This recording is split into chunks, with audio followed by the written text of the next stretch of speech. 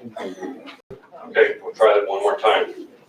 Good evening. This is the February 10th, 2020 City Council meeting. We ask you all please at this point to join us in the pledge of allegiance.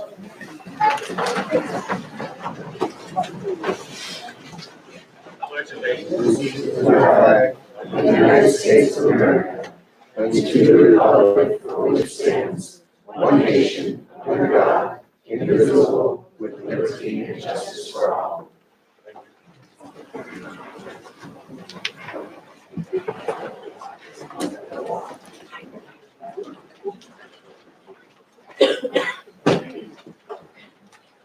Ms. Parker, if you would take the roll, please. Mayor Atchison. Here. Councillor Demott. Here. Mayor Pro Tem Sites. Here. Councillor Seymour. Here. Councillor Scully. Here. Councillor Smith. Here. Councillor Bowles. Here. All right, first item on the agenda tonight is consideration of minutes of the preceding meeting of January 27th. Thank you, Mr. Mayor. I move that the council approve the minutes.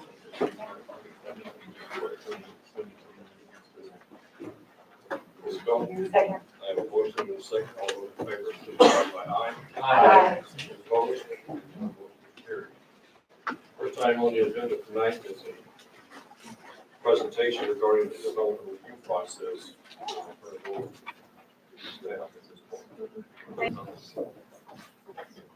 Councillors, can you hear me okay?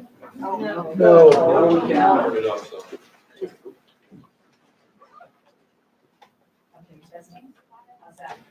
No.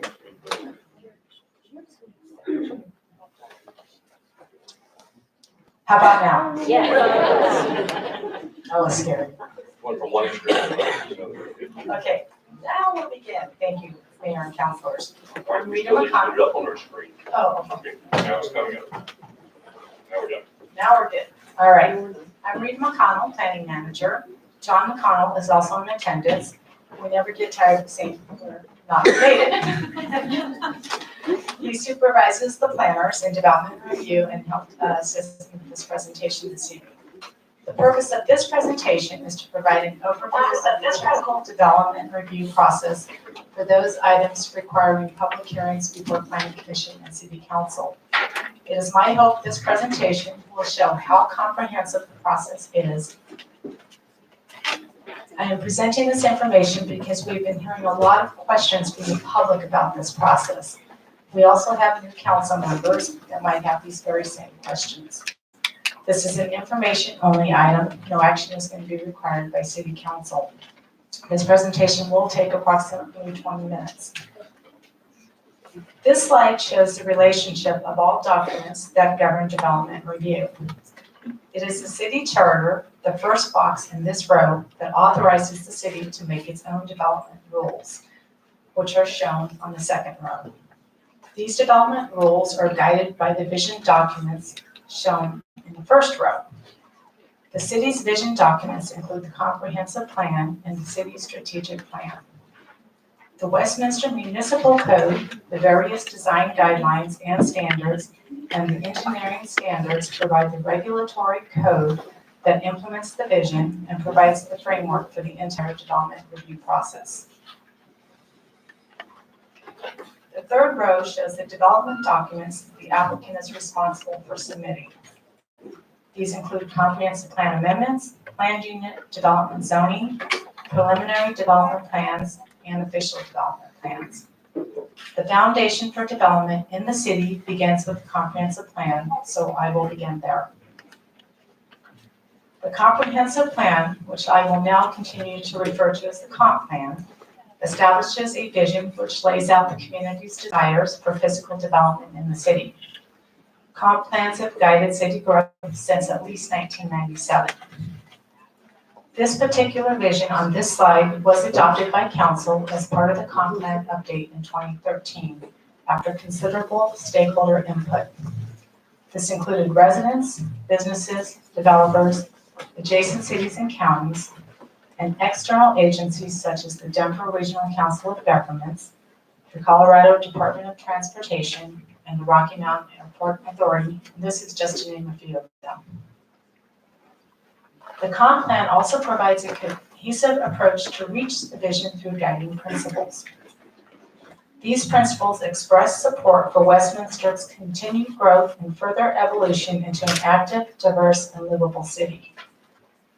A lot more information on these principles are described in the comp plan, and staff refers to these when reviewing development projects. These guiding principles build on the city vision and serve as the platform for goals and policies of the comprehensive plan. There are 7 major topic areas in the plan as listed on this slide that deal with the physical development of the city, and each of these contain goals and policies. This slide has an example of a goal and a policy. Basically, the goal states the desired end result. The policy tells us how to get there. All of these are considered when evaluating a development proposal's compliance with the comp plan. One of the most important functions of the comp plan is to establish the appropriate location for all the land use designations in the city. The key to the left shows the 16 distinct land use designations for private properties that are mapped by color code throughout the city. These range from a variety of residential densities to mixed-use development, which combines residential and non-residential uses. And finally, there are several categories of non-residential uses. Each of the land use designations have their own information sheets in the comp plan depicting the expected development and include character images, a narrative intent statement that help describe what the development should generally look like. There is also a list of potentially allowed land uses, and there are minimum and maximum intensities established. These information sheets and goals and policies contained in the comp plan are heavily relied on in reviewing development applications. Compliance with these land use designations are mandatory. The comp plan takes precedence over existing zoning on property. In Westminster, this is unique compared to many cities in the metropolitan area. If the proposed land use is not compliant, a comp plan amendment would be required for development plans to be considered.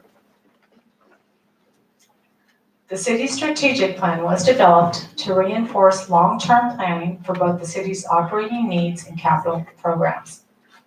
Operating needs deal with day-to-day operations of the city and services the city provides.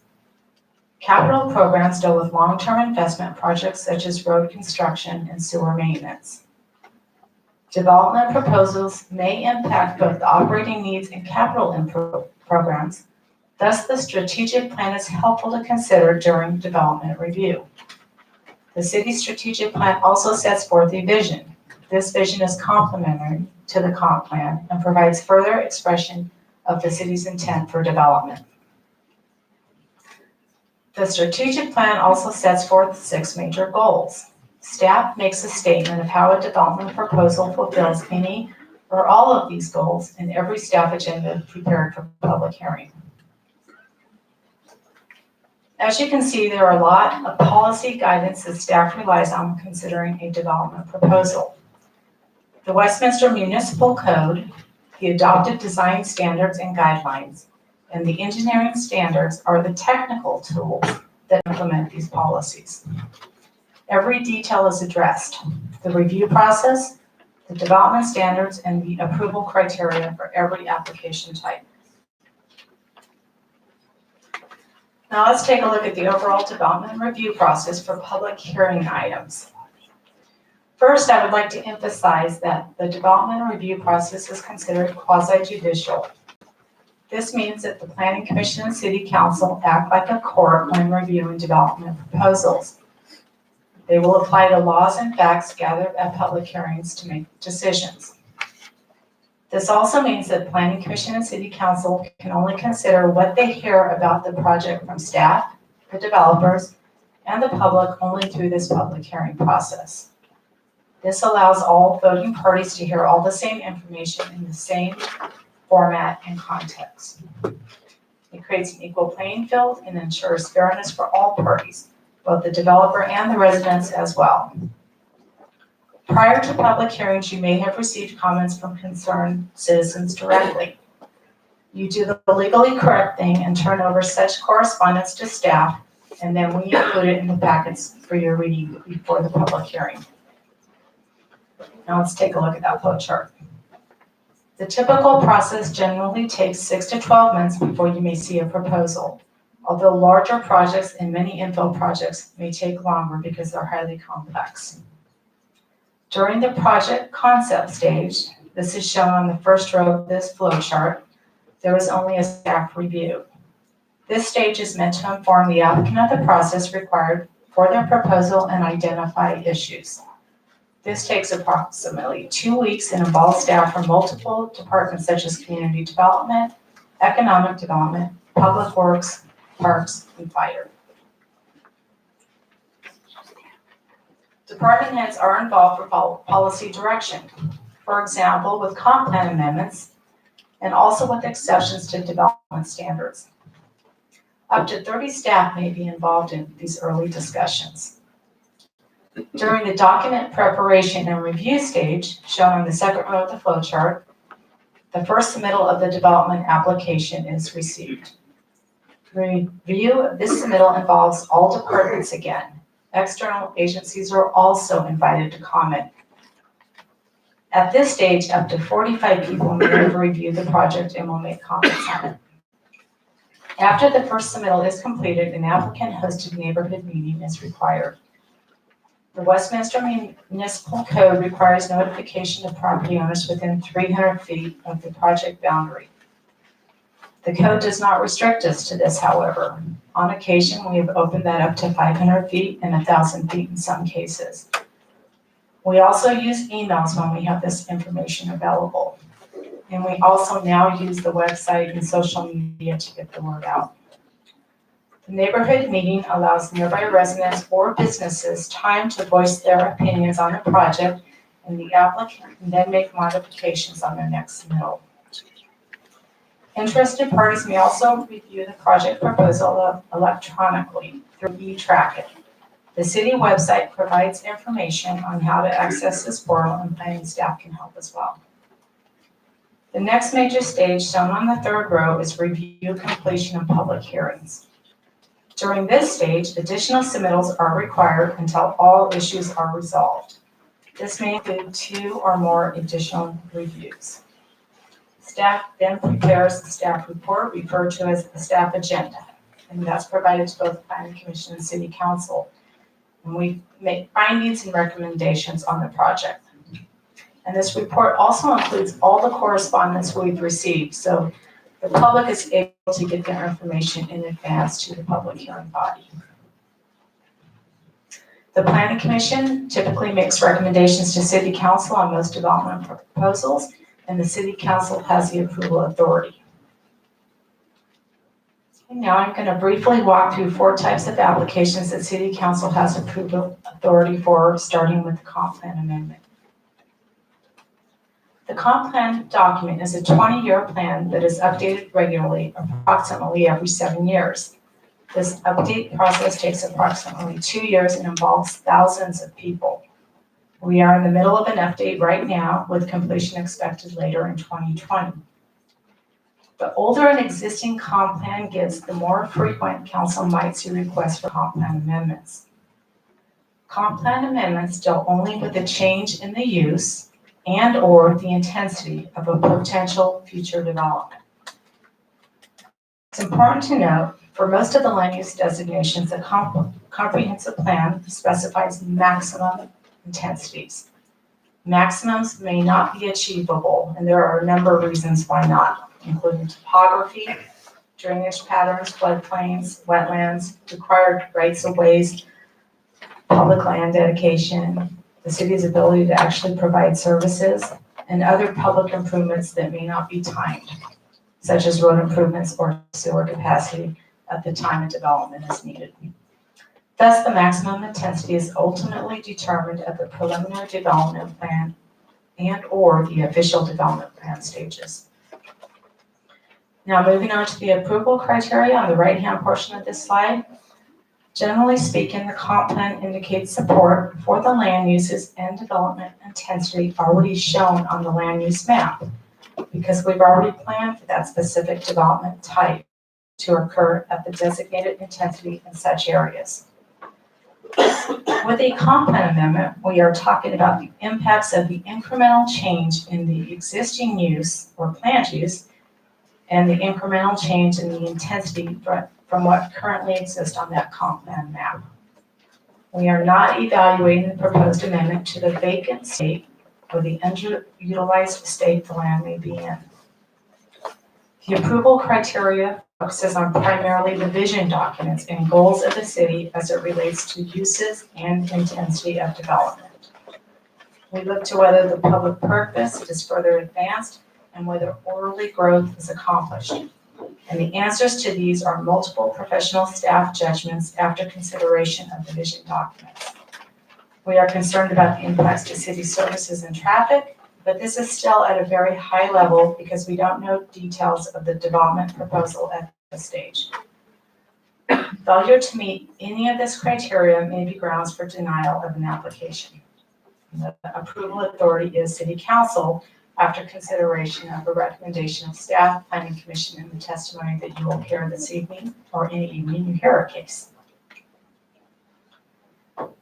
If a comp plan amendment is approved, a rezoning may be required to align the existing zoning to the new comp plan designation. For the purposes of this discussion, we will assume it is required. The Westminster Municipal Code requires a rezoning to planned unit development, and I'm going to refer to this as PUD from here on out, for all parcels greater than 2 acres, hence the predominance of this zoning designation in the city. In fact, in Westminster, over 65% of the land area is zoned PUD, 20% is open space. That leaves the remaining 15% to 12 other zoning districts. The PUD zoning designation is a tool that allows for a type of designer zoning. Through this zoning tool, the applicant is empowered to create a vision and rules for their project that will result in a unified design theme for the whole development. This may require flexibility from the city's typical standards, or it may even result in stricter standards as a result of community concerns, because the PUD zoning allows the city the ability to negotiate our expectations and desires as well. With the PUD zoning, the city requires a preliminary development plan or PDP, because this is the document that creates the additional rules and/or flexibility provisions that are not listed in the Westminster Municipal Code or the other regulating documents. It may vary only a few standards, it may vary a lot. Although they are separate applications, the PUD zoning and the PDP go hand in hand and thus are processed concurrently. Even though a comprehensive plan amendment was approved, there is no guarantee a PUD or PDP will be approved until the PUD and PDP is again reviewed to its own very specific criteria.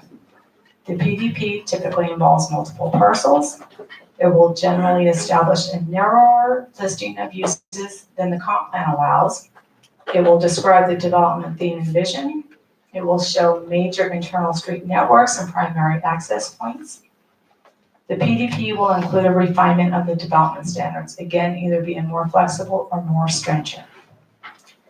The approval criteria requires compliance to the comp plan, or if there's an amended one, the amended comp plan. Because we know more about the proposal, we also look at compliance with planning principles. And these planning principles are embodied in our Westminster Municipal Code as well as the city's design standards and guidelines. Compatibility is a big issue evaluated, and we look at the proposed uses compared to the established uses in the area. We look at the scope and scale of development compared to adjacent properties. And we look at the ability to accommodate potential traffic impacts, again, based on the information we know at this stage of the game. We also evaluate how the proposal mitigates any potential impacts to the exterior of the site, and we're also concerned about external influences to the interior of the development proposal as well. Failure to meet any of the criteria may be grounds for denial on this application. Again, City Council is the approval authority. Now, the last slide. Additional approvals are required should the PUD and PDP be approved, and this is the official development plan. Even though a PDP was approved, there's no guarantee on the ODP. Again, it's reviewed to its own criteria. The ODP is the development document that provides the most details about what a project will look like. This document is reviewed for compliance with standards established in the PDP, the Westminster Municipal Code, and the other regulatory codes. In the ODP, the very specific use is now depicted. It includes all the details of the development as shown on the left portion of this slide. The approval criteria includes the exact same criteria as the PDP, plus more, given that we have more information. We will look at the relationship of structures within the development. We will evaluate the compatibility of the proposed structure to those adjacent to the site, and this does include consideration of the actual bulk of the structure and whether it provides appropriate transitions to adjacent development. We evaluate the architectural design. Our goal is to not have all structures look alike, but rather that the general characteristics of bulk, color, and material are harmonious to each other, both on-site and external to the site. We ensure that screening is provided to mitigate undesirable views, and we expect this screening to match the building design and materials. And now that the exact use is known and the exact building location is known, we can evaluate on-site circulation and off-site traffic impacts more precisely. It is at this stage that we can best evaluate the ability to provide fire and police services as well. We can look at the precise impacts to water and sewer and stormwater. And we don't actually commit water resources until a building permit is issued. Again, failure to meet any of the criteria may be grounds for denial of an ODP. The Westminster Municipal Code does allow for administrative approval of some ODPs, while others require public hearings, although the criteria is the same for either process.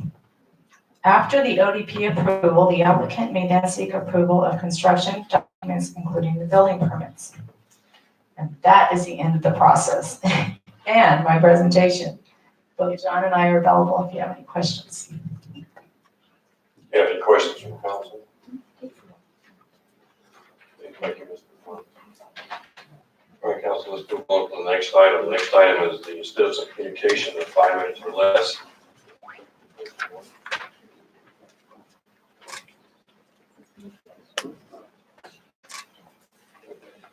All right, is there anyone who hasn't gone through the public comment period or through the public hearing process before? All understand it perfectly?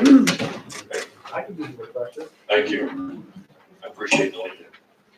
All right, the piece that's coming up now is called citizen communication period of up to 5 minutes that anyone may come forward and talk to us on any item. We're here to listen to those. All those comments you make are recorded. You have the information you've given us when you signed up. So if there's a response needed, staff will take that information on the sign-up sheet and they will respond to you, but it will not be tonight. This is not a two-way dialogue. It's for us to listen for that 5 minute period. If you are here for a public hearing, which is later on in the agenda, I know I've seen some names that are duplicated. One is on the public comment period, but I also have seen them signed up for the public hearing later on. If you are here for public comments only for that 5 minute period, welcome. But if you're here to testify or provide comments on the public land use hearing later on, please wait until that time, because that's when the evidence that you present will be considered. If you do it during this 5 minute period, that doesn't count. Now, excuse me. After we get through with the citizen communications, we'll have reports from the city council and from the city staff. When we get to item 10A, we will conduct the city's business. So items 10A through 10E and 11 and item 11A. We will then come back to item 10F, which is the public hearing for the Uplands project, so that we can have a concentration on that hearing. The process tonight, we will have presentation from the city staff. Council will have an opportunity to ask questions. All questions from either you or the public will be directed to me as the chair. And the council will have an opportunity to ask questions of staff. And the 30-minute presentation will be provided by the applicant. They get no more than 30 minutes. We will again have council have the opportunity to ask questions. Once we have gone through that, then I will open it up to public comment. I will call you based on the sign-up sheets that have been provided by the city clerk. Public comments during that time are limited to 3 minutes. There's a block up there on the top, you'll be able to see where you're at on the 3-minute period. Depending on how many people testify and what we get through tonight will determine whether or not we're going to finish tonight. We have already set aside a period of time for tomorrow night in the event we do not finish. We desire not to be here till 1 o'clock in the morning. We will determine where we're at in the system at 10:30, which would be our normal end time by our procedure. If we are very close to finishing, then I will ask the council to consider a continuation of the hearing tonight. But if we're not, then I will direct the staff and stuff, and we will take a recess of the hearing, depending where we're at, and we will reconvene tomorrow night. If possible, we'd like to finish tonight. But it is to allow, make sure that anyone who has items that they want to bring forward has that opportunity, and you get your full time. We will review it where we're at about 10:30, and we'll make a decision at that point from the council. So if you get called up for public comment, but you're planning to testify on the other one, I ask you please just let me know that you signed up double, and I'll just mark through your name for the public comment period. I will call you up in the order that you have signed up. Mr. Rodriguez.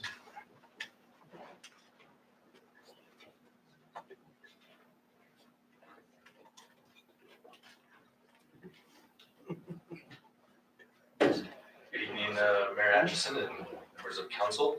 My name is Jeremy Rodriguez. I'm here on behalf of Congressman Ed Perlmutter, and I'm here to give you guys just a brief update of what's happening in DC and here in the district. I had kind of a lot to go over, but you guys have a full night ahead of you, so I'm going to skip some of it. There's a lot going on with in the House this week. If anybody has any questions about what's happening, there's a lot going on with Homeland Security, some natural resources package that's going to be going through here pretty soon. But I really wanted to kind of get to what's happening here in the district. We're holding a election town hall with the Secretary of State at 5:30, February 20th. And you can look at all the details at perlmutter.gov. And we're having a resource fair March 6th at 10 a.m. From 10 a.m. to noon, a senior resource fair. Telephone town hall on March 24th from 6 to 7 p.m. And we have Academy nomination day coming up in April. Back to the election town hall, I wanted to let those young students out there who are 17, if they are going to be 18 by November 3rd, they're eligible to vote in the primaries. So if you have any questions about that, we can talk about that as well. Also census, there's a lot going on regarding census of how and where to go for help and information. You can contact our office, and I know the staff working on that as well. That's all I have for you guys today. If you have any questions, I'd be happy to answer those. Other than that, thank you very much for having me. Thank you. Naomi Decker.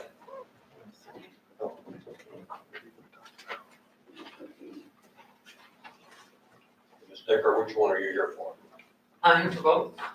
Okay. Make your comments, anything except for the public hearing, if you would, please. So, You're here to talk about the Uplands project. correct. Anything you speak right now will not be considered as part of the Uplands. Okay, thank you.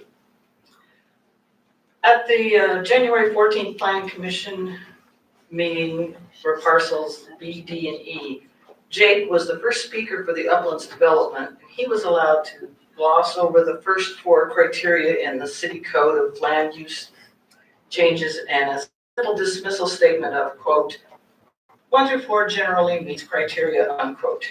He did not give any specifics, and no one on the planning commission asked him any questions about the first 4 criteria. However, criteria 2 states, the proposed amendment serves a substantial public purpose and will not be substantially detrimental to the surrounding lands. It will be detrimental because it destroys the scenic vistas the public enjoys, detrimental to historic agriculture that has been there for 100 years, and it's detrimental to the wildlife that has used this migratory corridor for many hundreds of years. Uplands never considered anyone or anything other than themselves and their greedy profits. If Uplands were concerned about the detrimental effect on the historical agricultural area, they would have consulted the Colorado Agricultural Preservation Association. If Uplands had given any thought to where the wildlife whatsoever about the wildlife, they may have asked the Colorado Wildlife Federation for information. If Uplands were concerned about the numerous birds that use this area as a rest stop on their migrations, they could have consulted the U.S. Fish and Wildlife Service, who administers the Migratory Bird Treaty, the Treaty Act, and then considered the great importance of this migratory corridor. Furthermore, Uplands never considered the public when planning to block the glorious scenic vistas of the Front Range and only have the 1.2 acre postage stamp size Parcel E as, quote, a private park and open space, apparently only for Uplands enjoyment. If Uplands were considerate of the public having access to the open scenic vistas, there are many organizations that could have contracted, such as Great Colorado Outdoors or Colorado Natural Heritage Program. On the 100th birthday of the farm, it seems horrifying that it will be plowed up for the final time and planted for the final time with urban sprawl. Thank you. Richard Decker. I'm here for Uplands. Okay. Melanie Noakes. Thank you. Mr. Baker.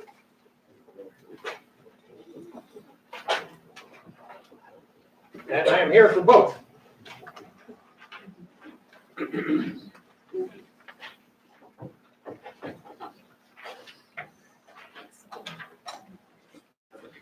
Thank you very much, Council. My name is Bruce Baker. I'll skip with the address. We're not doing that anymore. I have received responses to the questions I've been asking about the water rates for the whole thing, and I've accepted the responses as being approved by this council, even though you didn't sign your name to it. I must first say that I was wrong in thinking that the increasing block tier structure that we use and the punitive rates were meant to encourage conservation and free up water for new users. Because in your responses, you said that of 14 users in the city, 13 are residential and 1 is a non-residential user. And that 1 user uses as much water as the other 13 put together. And that 1 user doesn't use an increasing block tier structure. Not at all. It's only one user out of the 13 residential users that really is affected by the increasing block tier structure. And there's hardly little to gain from those few people. If you really wanted to save water and encourage conservation, you'd do something about the 7% of users in this city that use half the water. There's where your savings are to be made.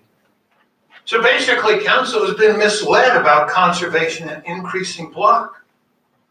And this increasing block was really to give staff in this city a way to use their hatred against the residential users that need a lot of water with their large lots, like in original Westminster.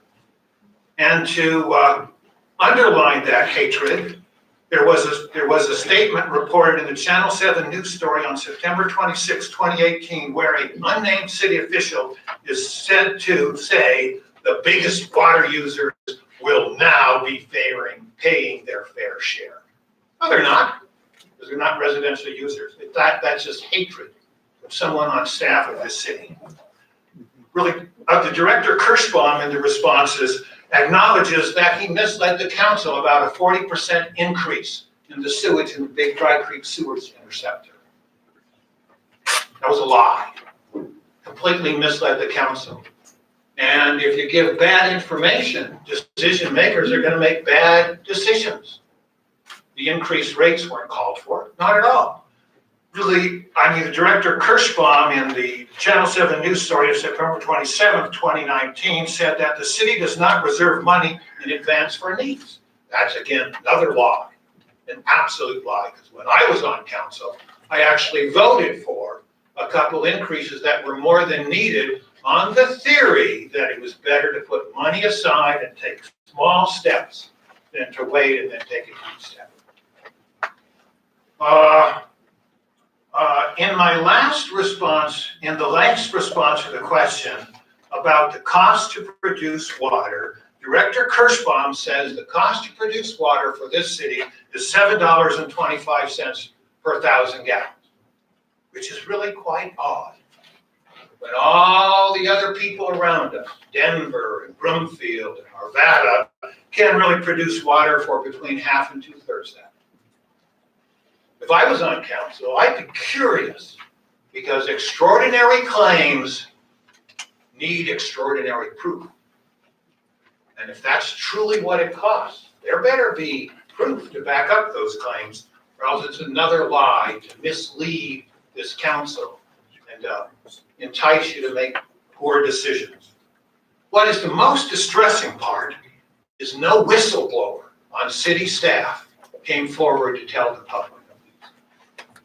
Not one whistleblower, not one person who say, no, sewer use hasn't gone up 40%. And it's in the CAFR, Comprehensive Annual Financial Report. I consider working for the people of the city of Westminster to be a privilege. Okay? And that privilege should not be given to people who are silent because of fear for their jobs, or contempt for you people on council, or because of incompetence or laziness. It's a privilege to work for this city. Okay? I ask council to revisit the water rates before the 2020 irrigation system and base them on what it truly costs us. Thank you. Ian Pergola. I want the next one. Okay, thank you. Thank you. All right, that makes everyone who has signed up for the public comment. Is there anyone that I missed that did not sign up for the public comment, not the land use hearing later? I have both. Okay. All right. Come down. And since you didn't sign up, we would need your name again. I did sign up, but you didn't see my name. You're not signed up, sir. Oh, I signed up on the other sheets, Then you're here for the public hearing later. but I'm here for both. Okay. What's your name for the record? Because I don't have it here. My name is Jay Liu, 8799 West Cornell, Lakewood. Yeah, good evening, council members and Mayor Atchison. Big fan. Yeehaw.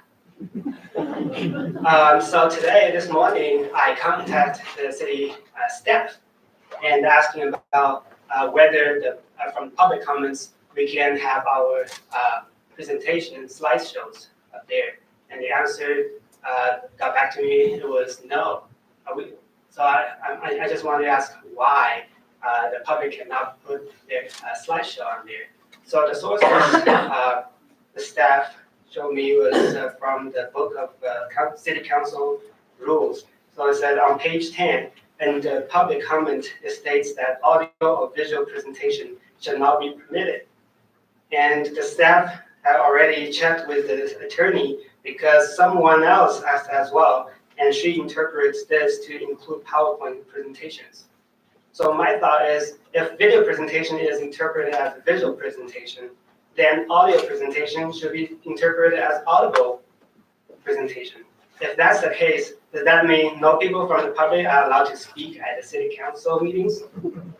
Please check with the city attorney and especially the council members, you guys, because if it's really, that's really how the council views this issue, then there could be potentially huge legal implications ahead for the city. City staff added that the public cannot use any video or audio recordings. No, we cannot use any city AV system for display.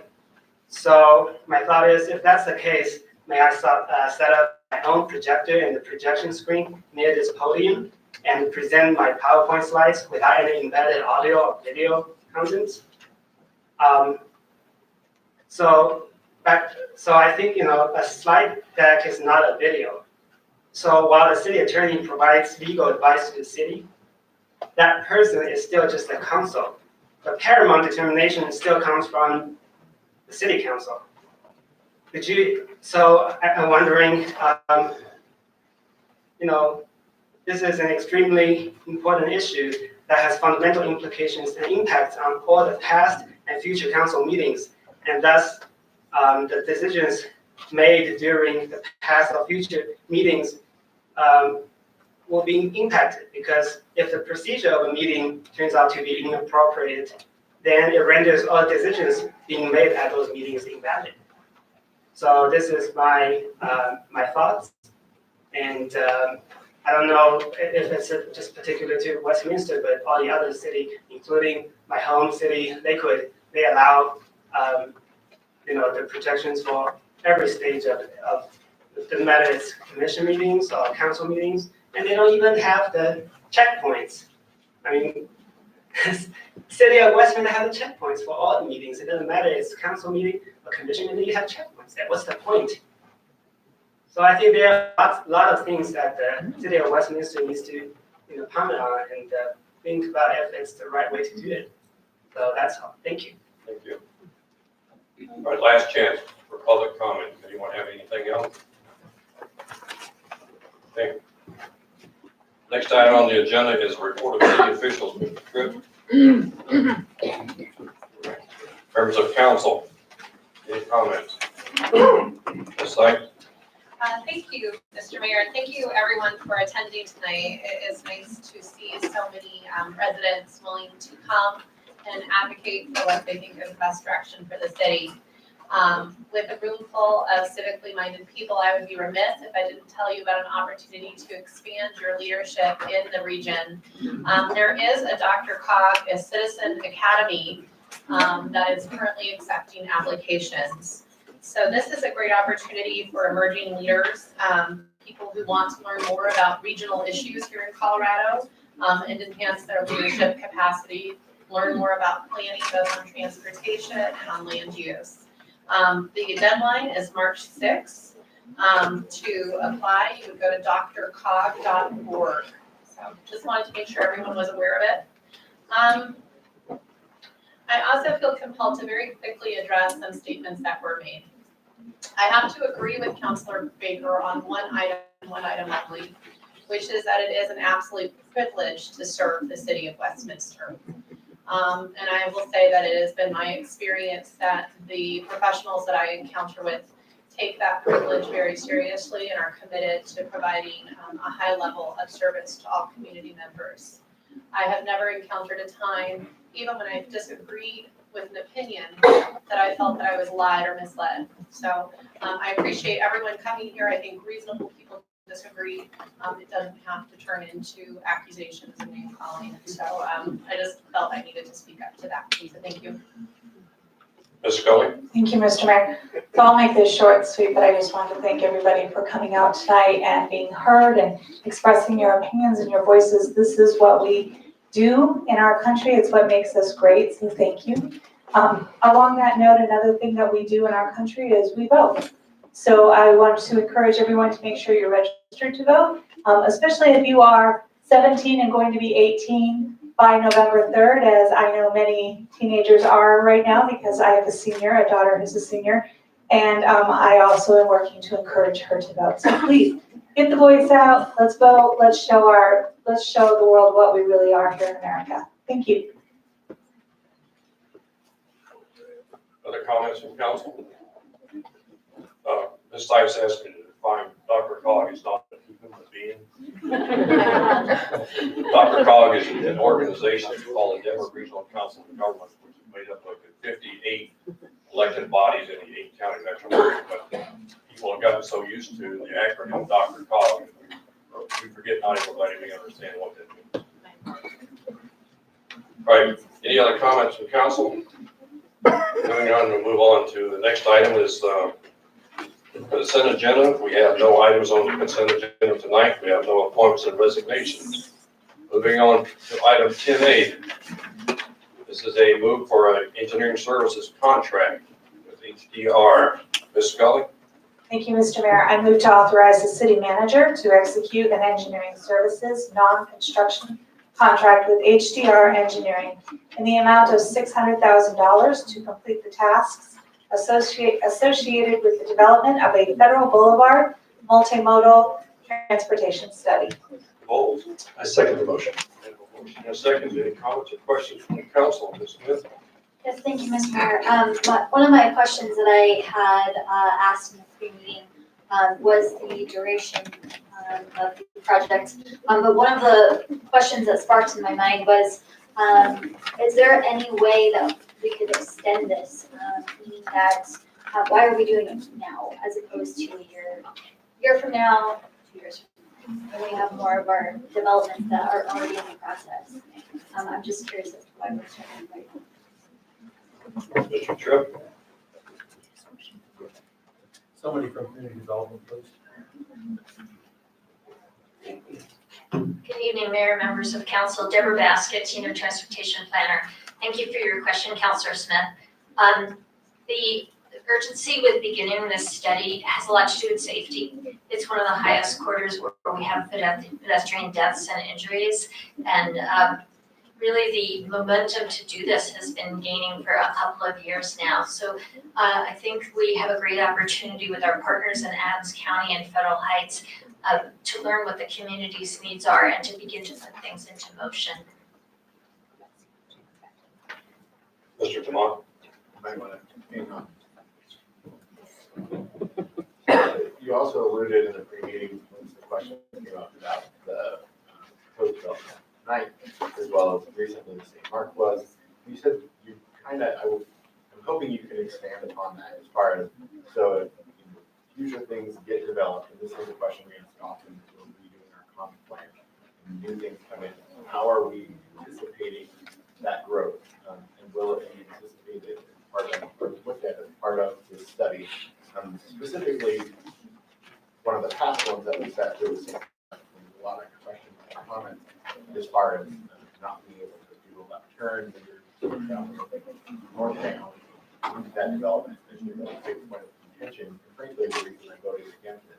I am very curious for you to expand upon how that might play into this and how this might benefit some of those problems out there.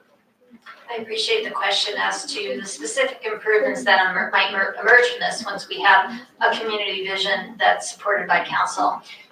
So what we anticipate is looking at some of the key intersections where we know there are issues currently, whether they're volume or turn movements, working in partnership with the Department of Transportation, as well as RTD, as they provide very frequent bus service there. So we will be taking that into account. We will do modeling that says what's out there today, what's projected in the next 5 and 10 years, and then what ultimately could happen according to the comp plan. But the kind of improvements that we'll be putting forward will be overview recommendations for what the corridor could look like as a whole to move people, but then specific improvements controlled by the local jurisdictions in partnership with CDOT to say, what would you do at a particular intersection? Would you make it a closer crosswalk so people don't have to walk as far? Would you make a public investment in partnership with others to put in better lighting? So I think that there's some short-term things that council will be able to weigh on before any money is appropriated for that to say what's in the best interest of the community in the near and long term. That's great. One last piece piece of that that I'm curious about. One of the big things that came out of the St. Mark's was trying to get the willingness of CDOT to help us, or our other partners to help us. Specifically in that one, it was CDOT. So I'm curious, I know in the pre-meeting you had said that their participation was to be a partner in this. That's correct. Momentarily at this point. Do we feel that approving this will give us extra weight to getting them to come to the table when it comes to things like the left turn near St. Mark's? That's certainly the hope. There's so many different levels of CDOT that engage. The folks that review the development plans may not be as involved in the long-term planning and these kinds of agreements to move forward in partnership and to budget in the near term. So we would hope that we move the ball forward together with them. Thank you very much. You're welcome. Mr. Volt? Yeah, thank you, Mr. Mayor. I just want to confirm, this is $600,000, not 6,000, right? Well, yeah. It was misspoke. Okay, so I just want to correct the record there. So, and then I have one quick question or one comment. I'm not supporting this. This is a partnership. We're not, the whole 6,000 is not, or 600,000 is not on us. This is a partnership with Adams County, Federal Heights, and us. So it seems like we have to have this kind of partnerships to be successful to get ourselves where we need to be in transportation. Can you speak a little bit about that? Well, what I hope you'll see in the future reports is, if you don't have it committed to memory, how the jurisdictional boundaries overlap between Westminster and Adams County and Federal Heights. There, I mentioned to council earlier that there's a question of through traffic, people traveling through the corridor from 120th all the way to 52nd. So 120th is the Adams County border with Brimfield, and then the other limit of the study, it's 8 miles. And that is with Adams County and Denver's border. There's a lot going on there in terms of people trying to get to jobs, to food, to education. So I don't think we could do it alone in this case. Two points. First, I wanted to offer a friendly amendment to change the motion to state 600,000 versus the 6,000 if you'll accept. And then my second point is I do think that this is a really good plan, not only because of the regional collaboration that Councillor Bowles already commented on, but because it does leverage existing plans that are adjacent in Denver that has already done a study on their portion of the federal corridor. And then also, I happened to attend an RTD meeting where I did see that this corridor has tested very favorably for bus rapid transit. So when you have layered planning opportunities, I think that it makes a lot of sense to take advantage of those synergies. So I'm excited to vote in favor. All right, before I go down to other comments, we do have an offer of an amendment to correct the 6,000 to 600,000. If the maker is acceptable of that. I accept. Mr. Bowles is the second. Are you okay with it? Yeah, I accept. Okay, so the amendment is accepted. Ms. Smith, I'm back to you. Thank you, Mr. Mayor. In the effort of transparency, I do work for RTD. That being said, I don't feel like this would I would need to recuse myself because it is city-driven and municipality shared with municipalities, Federal Heights and Adams County and Westminster. And I do believe that this is an important study because of mainly the safety aspect that you had mentioned in my first question. So I will be supportive of this. I do also, I would like to direct staff to not consider this as a one-time option as far as looking at it when we do have more progress as far as development on both sides, federal, right? To take another closer look at how we're impacting those areas. Thank you. And I agree with your comments. I don't believe in any way it was a conflict with your participation because of where you work doesn't have anything to do with it. All right, council, any other comments on 10A? If not, please vote with your buttons. Motion carries. So, next item was item 10B. This is not a contract for amendment for ecological services resources consultant.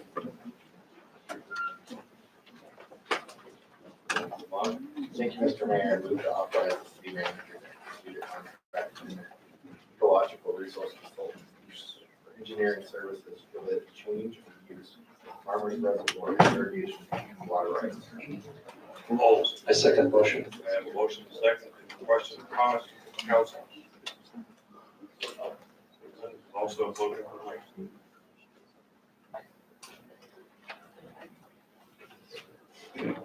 Carries me, so no vote. Next item up is item 10C.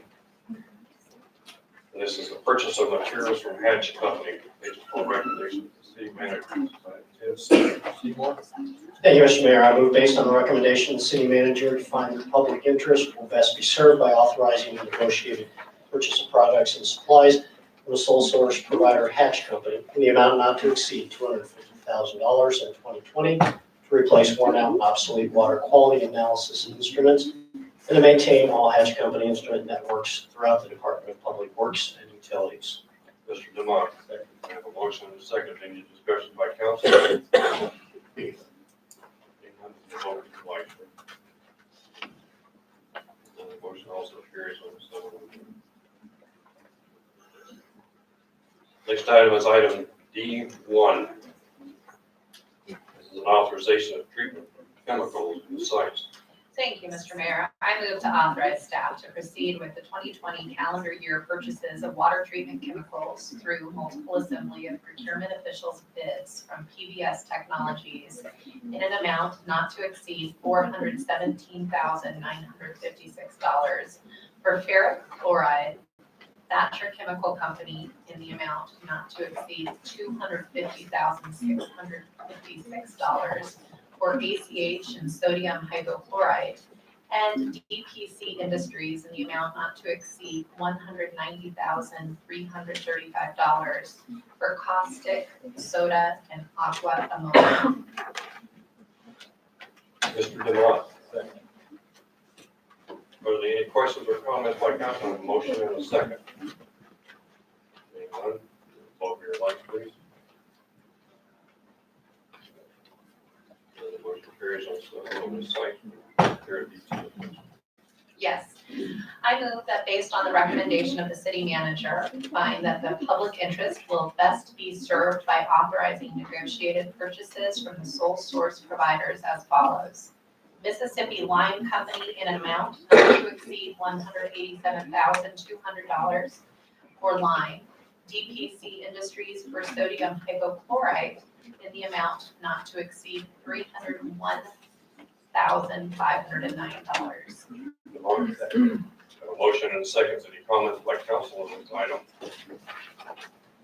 Hearing none, ladies and gentlemen, vote for your lights, please. The motion carries on seven over site. Any comments? I move to allow the purchase of these water treatment chemicals from other sources should the specific vendor listed for each chemical be unable to deliver its specialty product. The total authorized amount of the above water treatment chemical purchases is not to exceed $1,347,656 in 2020. Motion and a second. Any questions or comments by council?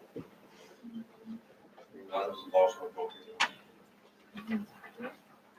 This motion also carries over 7-0. Next item up is item 10E. Mr. Demott. Thank you, Mr. Mayor. I move based upon the recommendation of the city manager, find that the public interest is best served by authorizing negotiated purchase from sole source provider, Thatcher Meter Incorporated, for the annual water meter replacement. Mongers, chambers, and other miscellaneous meter parts, and amount not to exceed $350,000 for the calendar year 2020. Ms. Smith. Second. I have a motion and a second. Any question or comment by council? Hearing none, we vote for the light. This motion also carries. Council, I will ask you now to refer to item 11. Council Bill number 2.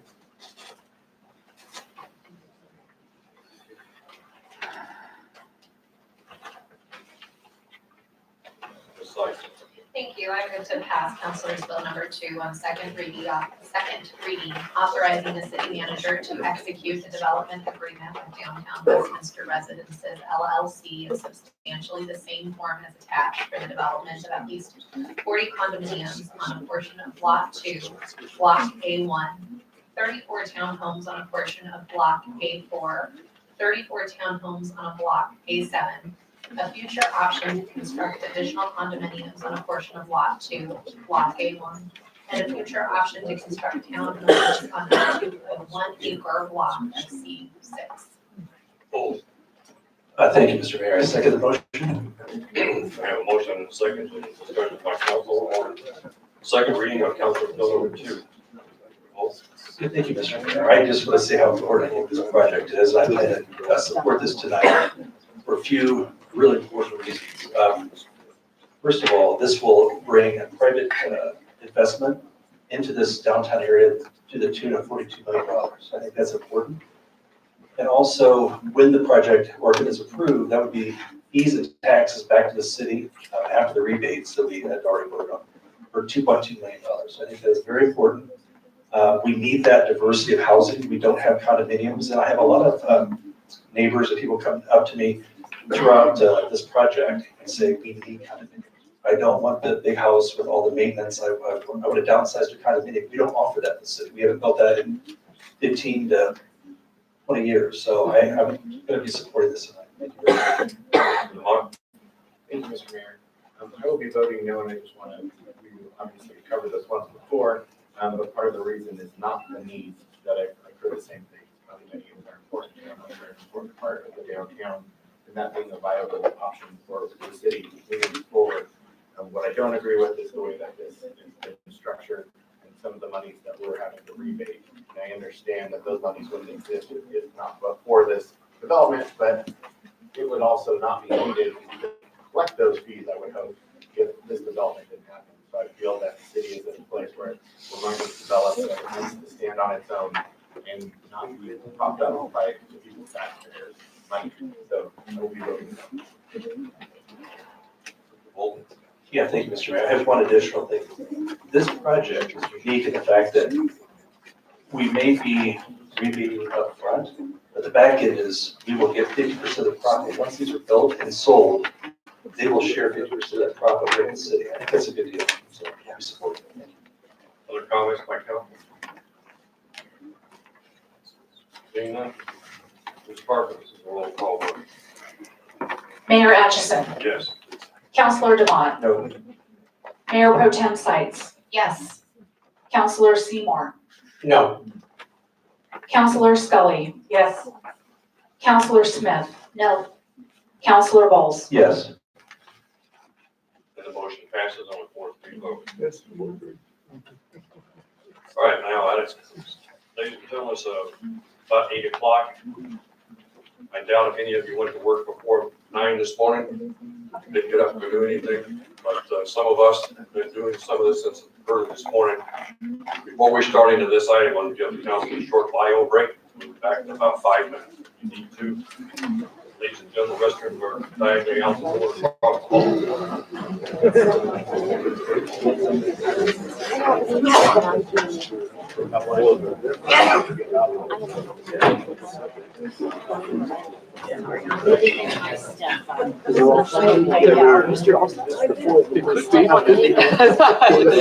My name's Andy Cole. I'm a photographer. I work for a lot of local news organizations, one of which is the Colorado Sun. We're working on a story related to the farm project. And I understand that you are a long time farming of that property. Is that correct? It is. Very good, good, good. So the purpose of me introducing myself was I'm going to be not on the property, but around, just making some pictures in the coming weeks. I just want to introduce myself. So, out here. So I just want to introduce myself. I never want to, of course, do my job.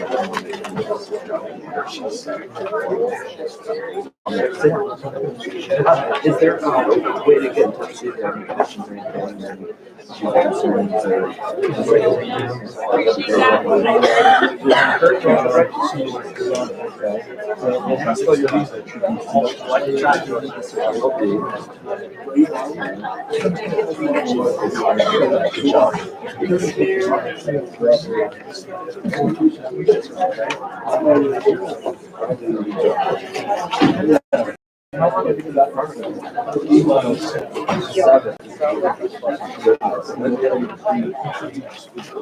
Oh, okay. I will be here. I just, I don't want to. But, I appreciate it. Never been on the front. I know where it is. Didn't know who worked there. So. Okay. Do you live on the front yourself? Okay. Right. Yeah. Okay. Is there a farmhouse on? Yeah. Oh, no kidding. Oh, okay. They just live there. Okay. Okay.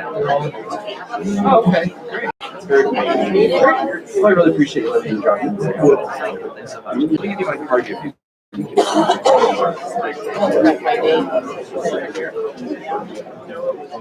a freelancer, like I said, so I work in a lot of places.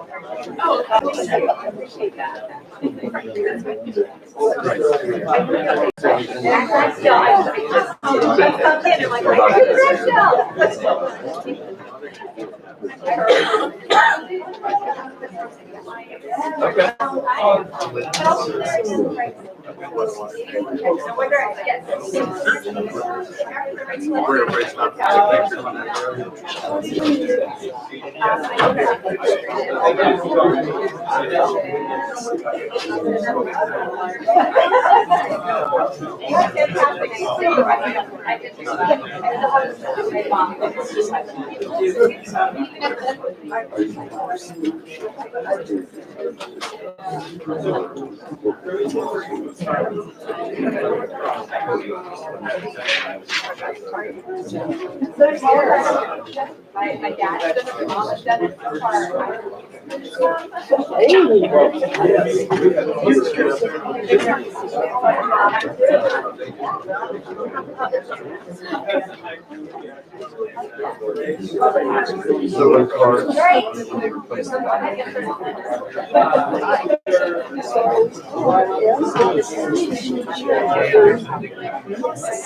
You did come up.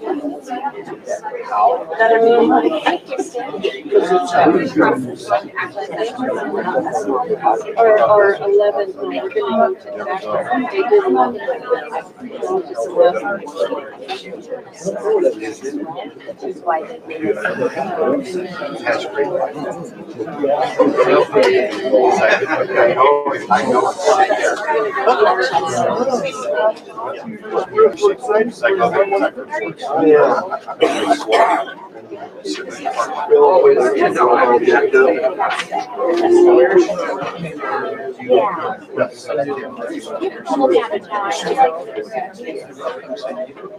Absolutely. She said we could do it. Okay.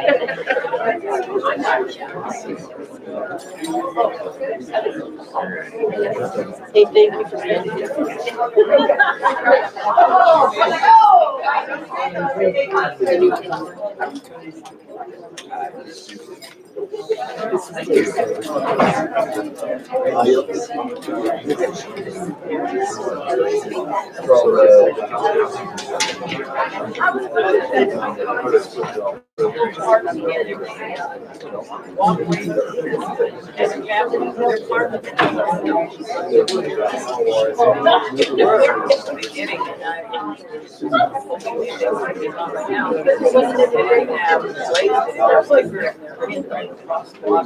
So that it's hard for me to step up.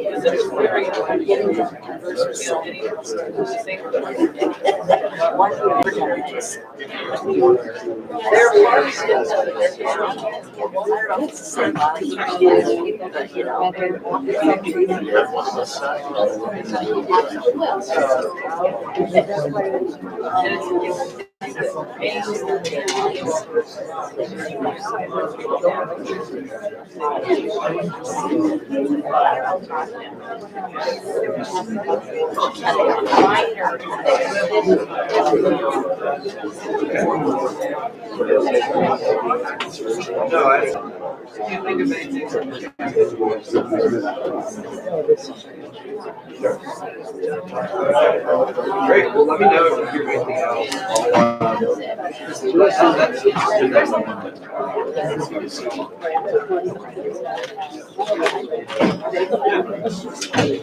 Yeah. Well,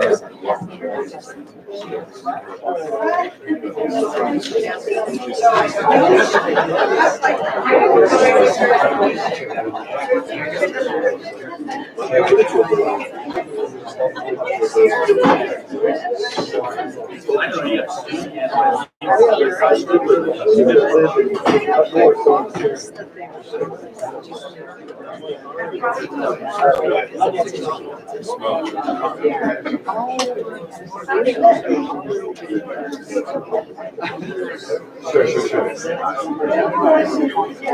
Thanks. Okay, yeah.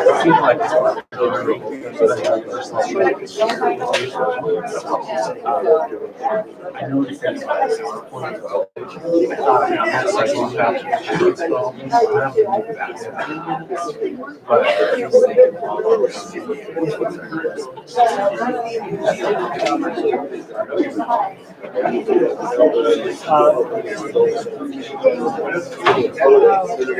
it's good that you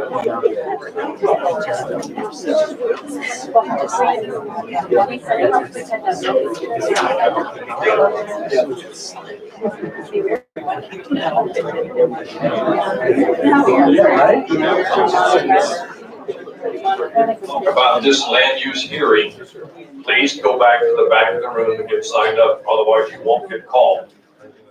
You must be signed up in order to get called for testimony.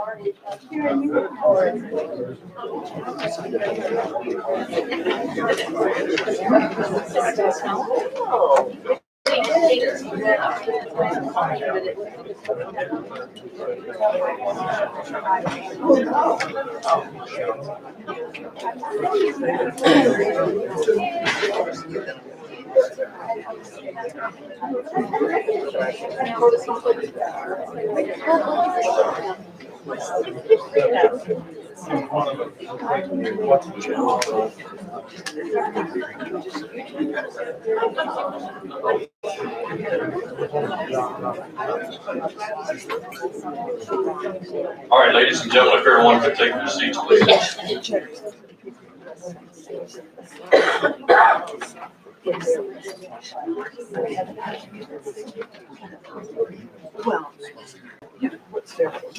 The next item up on the agenda is a public hearing regarding application for Uplands. Ms. McConnell, staff will go ahead and start. Thank you, Mayor and Councilors. Rachel Connell, Planning Manager. Let's try this again. How's that? Is that on? Can you guys hear? No. How about this? Hang on. How about now? Now? Yes. Let's try it one more time. Sarah? No. I'm practically kissing it. In the back of the room, can you hear what she's saying? Can't hear you. All right, there is still, if you can turn it up one more notch. Okay, let's try this. How's that? Good. Okay, all right, I will not move. I will focus right here. Okay, do we have the PowerPoint up? Because I can't see it. Okay. All right, thank you. We'll begin. I just wanted to provide a few comments in advance to frame the conversation. A lot of the members of the public were at Planning Commission meeting, and I'll be making some of those same comments as well as what I did there. There's been a lot of information about the Uplands development that has been provided to the public the past several months. There's been numerous neighborhood meetings conducted by the applicant. The project has been discussed on multiple social media platforms. There have been newspaper articles in the Denver Post, and there have been local televised news stories. Many details of the proposed project that have been presented at these meetings are not part of the application that will be presented before City Council this evening.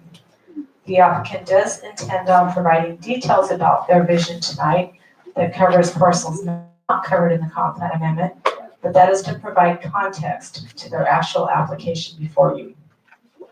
In order to avoid confusion on what is being evaluated, I would like to take a few moments to frame this discussion. It is important to keep the focus on the specific criteria. In the back of the room is criteria, and I'm asking that who has not picked that up, raise your hand and a staff member will provide it to you. Should council approve this application this evening, there will be future public hearings to discuss all the other details that have been presented to the public that aren't relevant tonight. Tonight, we're talking about the comp plan amendment for parcels B, D, and E, as shown on this slide, highlighted in red. The topics covered at this stage are the use of the parcel and the density of the development. Your council packet includes many comments from interested parties that are desiring open space and farmland preservation for Parcel A. Parcel A and Parcel C are anticipated to be included in the preliminary development plan and will be brought before City Council at a later date should the comprehensive plan amendment be approved. Discussion about these two parcels should wait until that time. City staff and Planning Commission have reviewed the amendment request to very specific criteria, and Council will now be doing the same thing this evening. The most effective method for public testimony tonight will be for those who speak to address the three parcels, B, D, and E, that are the subject of the hearing tonight and tie those concerns to the criteria. This will aid City Council in your deliberations. Additional approvals are required should the comp plan amendment be approved. The next stage in the development review process is for an annexation. This is the yellow parcel depicted on this slide. A rezoning to planned unit development for all the parcels bounded in red on the slide, as well as a preliminary development plan. Should the PDP get approved, the ODP is the next development plan required. Each of the parcels shown on this slide may have their own separate ODP, as shown by the different colored property boundaries, or they may have a master ODP that covers all the parcels, much like the PDP. The ODP for these properties may require public hearings as well. Now I'm going to pass the presentation to Mr. Jacob Casa. Good evening, councilors. Sorry, let me start again. Good evening, councilors. My name is Jacob Kaza. I'm a planner with the city's planning division. As part of bringing this project before you, A staff agenda memo has been created and tonight's public hearing has been properly noticed. The agenda memo, its associated attachments, tonight's PowerPoint presentation, and the public notices mailed, posted, and published in the Westminster window are hereby entered into the public record at this time. The posted notices exceeded the minimum quantity and period of posting required. I would also like to introduce into the public record this list of additional citizen comments received as of February 10th, 2020 at 5 p.m. This copy was provided to you at the pre-meeting, so you should all have a copy of that. And there are 2 more copies sitting on the back table for the audience if they would like to read them as well. The applicant has also printed one of the attachments. They would like to share with you a paper copy of their attachment that's part of their application. The notices of the public hearing were mailed to 252 property owners and HOAs within 500 feet of the parcels under consideration tonight. The city also translated the mailed notice to Spanish and provided both an English and Spanish version of the notice. Beyond the required notice, additional notice was emailed to over 250 contacts from the developer's public outreach efforts. The city has also posted the hearing date and time on its website, the city's newsletter, Facebook, Twitter, and other social media. Here's a map of the overall proposed Uplands development. The parcels are labeled with a bold black letter. Shown in bold red lines are parcels B, a portion of parcel D, and parcel E, which are under consideration tonight. Here's a simple chart showing the current designations versus the proposed designations. For parcel B, the proposal would increase the maximum amount of units allowed to 135. For parcel D, the proposal would remove any future office uses and would allow up to 156 units. For parcel E, the proposal would remove any office uses and limit the development to active or passive recreational uses. Section 11-5-21 of the Westminster Municipal Code contains 10 criteria that are to be considered when reviewing amendments to the land use plan. Staff finds that the comprehensive plan amendments generally meets these criteria as outlined in the agenda memo. Staff is not giving a broad analysis of the comprehensive plan criteria in the presentation. We made that analysis in the agenda memo, and I would refer you back to the agenda memo for staff's analysis and opinion on the application. The first 4 criteria are that the amendment is consistent with the vision, intent, and policies of the comprehensive plan, that the amendment serves a substantial public purpose, will consider impacts on neighboring lands, and that the amendment is necessary to address changed conditions. The proposed amendments are consistent with several goals and policies of the comprehensive plan, and staff finds that the proposed land use designations will not be substantially detrimental to surrounding lands.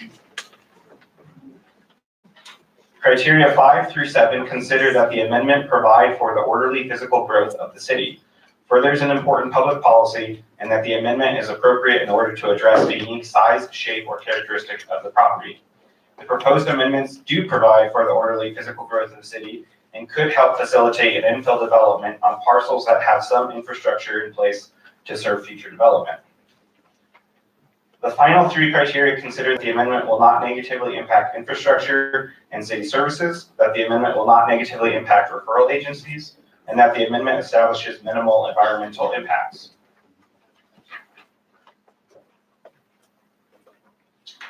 As addressed in the agenda memo, the proposed designations will create some impacts to city services.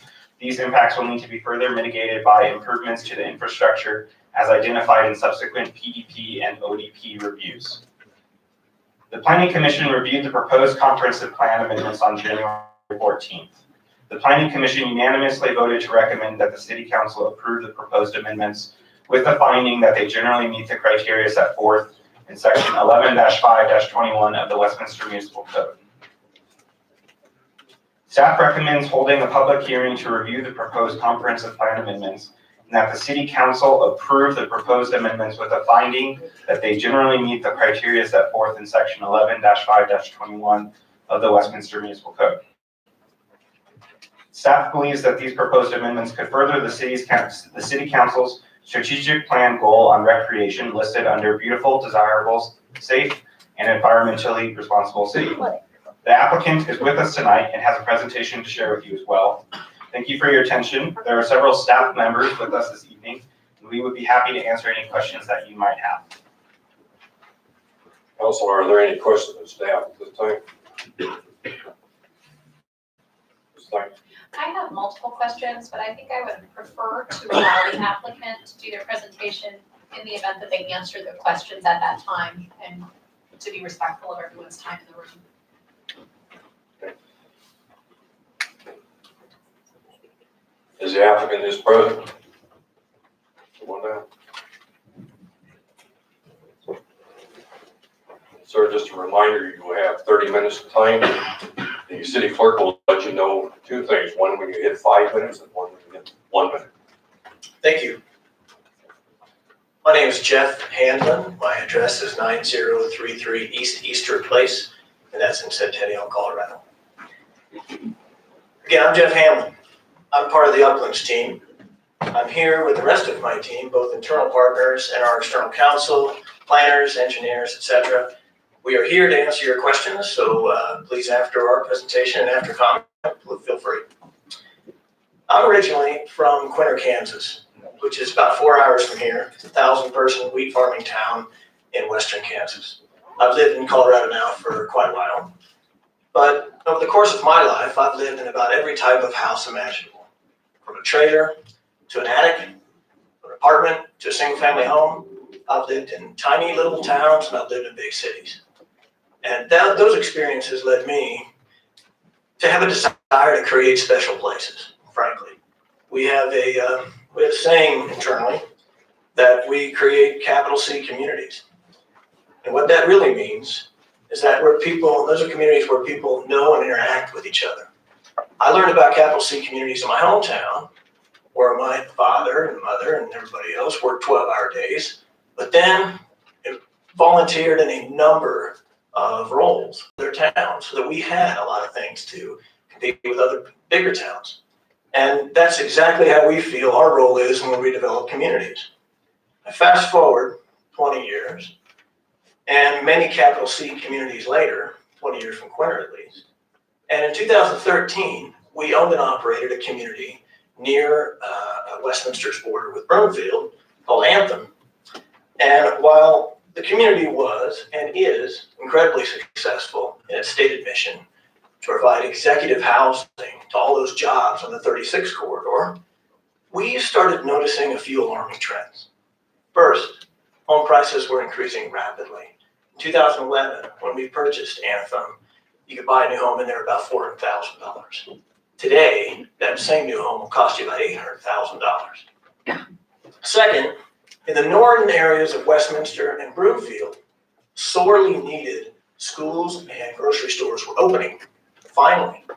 However, in the historic areas of both of those cities, schools were closing and grocery stores were closing.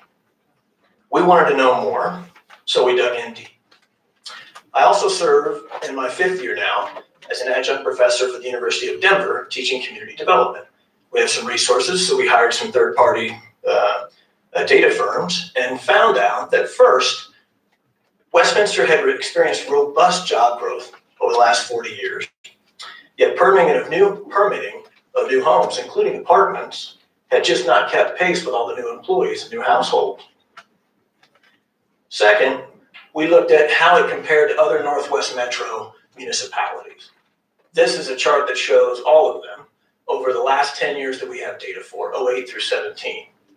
That line right there is the 1% Lakewood growth cap recently enacted.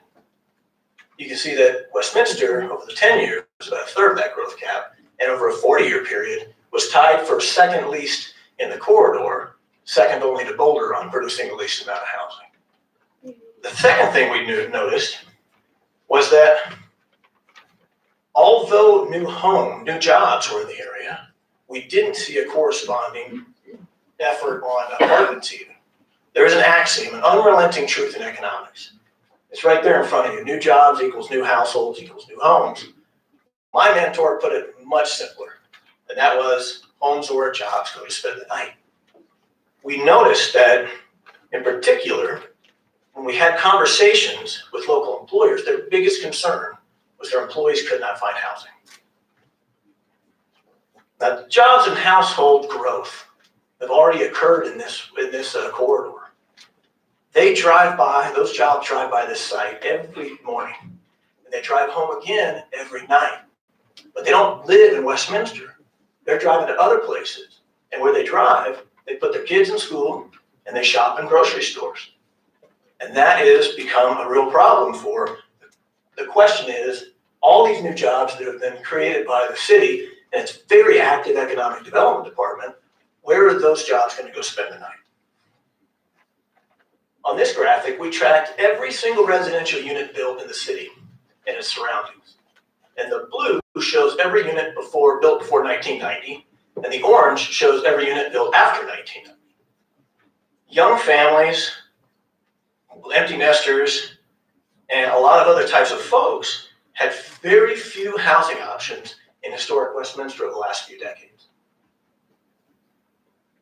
Now, in addition to the pace of housing not keeping up with the pace of employment, the mix of housing changed dramatically over the last few decades. Most homes built in the area were either large suburban executive homes, like those in Anthem and others, or large-scale apartment buildings. And everything in between, townhomes, smaller detached homes, duplexes, cottages, bungalows, they were all missing. But why does that matter? It's because those types of diverse housing choices are really important. One, their size and design, what we call attainable by design, are suited for young families, empty nesters, and seniors. Exactly the type of folks that are struggling to find housing in your city, according to the 2017 Housing Needs Assessment. Two, they generate enough density to support really important public transit, keeping vehicles off the road. And three, because of their walkable nature, they support local businesses that you can walk to. The great news is that Uplands is already land use approved for exactly this type of housing, and it has a bus stop with a new commuter rail 5 minutes away. Uplands, people ask me a lot, what is Uplands? What will Uplands be? I always respond with trying to choose my words carefully. Uplands will be a walkable, connected community of attainable front porch neighborhoods on tree-lined streets. And those streets are going to be easily walkable to local shops and cafes and great public spaces. It's a community that is sustainably designed, promoting responsible water use, and leverages the city's investment in commuter rail via our on-site transit hub, lessening vehicle dependency. I'm super proud of the capital C communities that we've developed in this state. And I'm super proud to present to you our vision for the Uplands. If you'll just pause for one moment, I think we have a video for you. Thank you.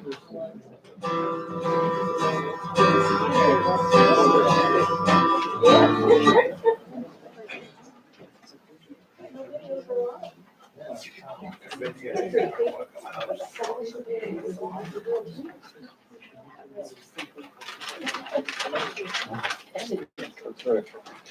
This is counting on just 30 minutes. I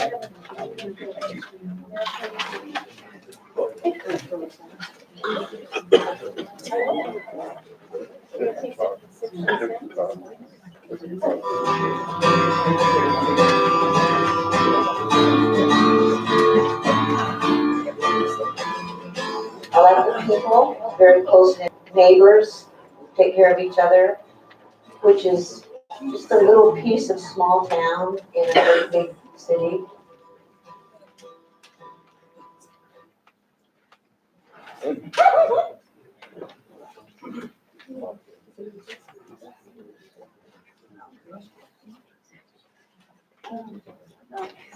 When the guy got shot. Yeah.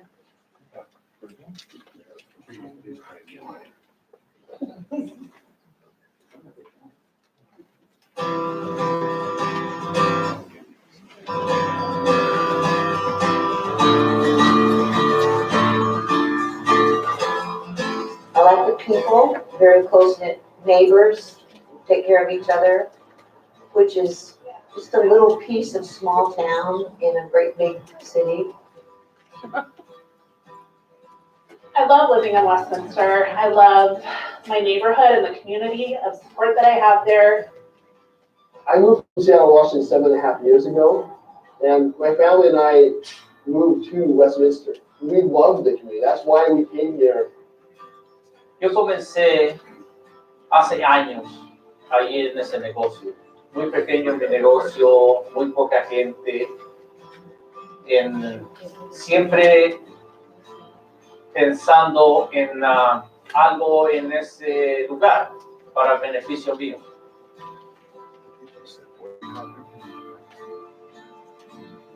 There's sort of this term we've been using, the missing middle.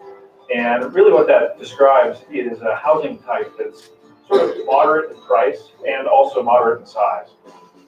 What we find missing is first-time home buyers and also people moving down. We need to house people. We need to be smart about it. We need to have diversity of housing so that people will come to Westminster, live in Westminster, and stay in Westminster. The connectivity between parks isn't necessarily there. You have to get in your car and you have to go to this destination to be able to enjoy it. Having additional retail, places to dine, places to get coffee would be huge. Need to get more bedrooms around our area. When that happens, it'll start helping revitalizing Federal. You have this giant parcel that has farmland that's private now, so you can't go there, you can't walk your dogs there, you can't do anything there.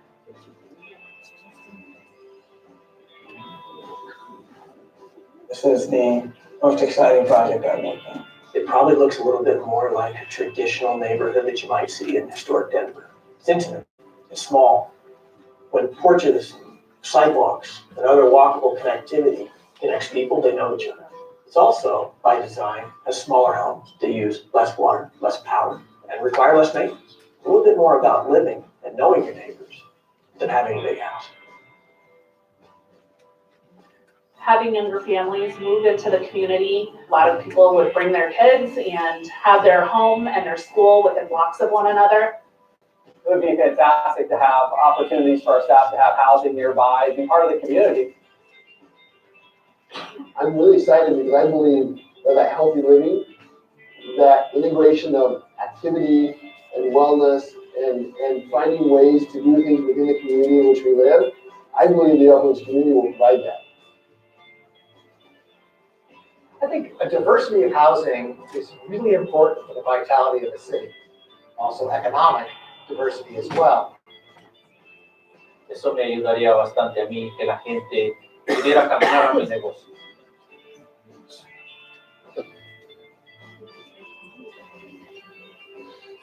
As it gets built out, it becomes this place. And people say, well, where do you live? I live in Wash Park. I live in Uplands. That's the kind of neighborhood identity that I think is really important. It's providing a place for people to have a community where they can interact, where they can meet their neighbors, and just have a really great place to live. I like that you're pulling people in to give their opinion. As a resident of Westminster, I'm really excited that so much thought and care in the planning and development of this community has already taken place. This corridor has the potential to become a great success story in Westminster. It truly is a place for all.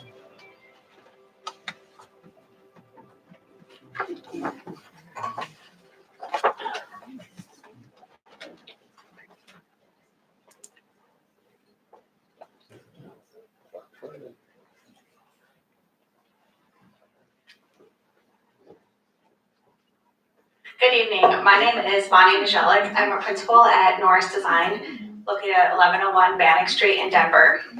We're a planning and landscape architecture firm with 35 years of experience creating vibrant, healthy communities in the Denver metro area and beyond.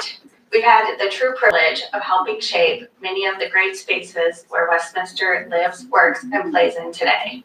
To help create this vision for Uplands, we studied the city's many planning documents, met with neighborhood institutions, residents, and stakeholders, and came up with 4 guiding principles to help us build this new community.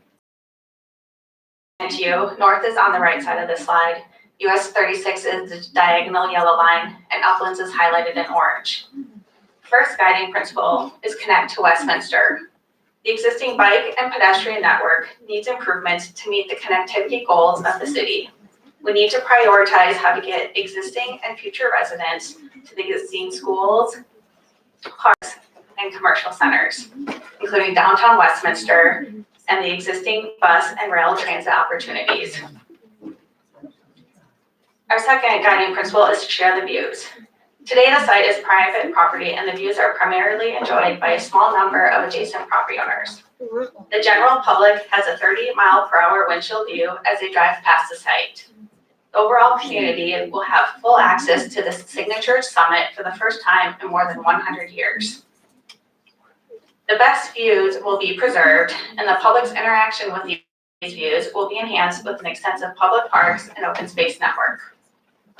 This includes the historic castle. The church will retain the campus and its architectural treasures. They will continue to operate the campus as they have since 1920. The third guiding principle is gather together.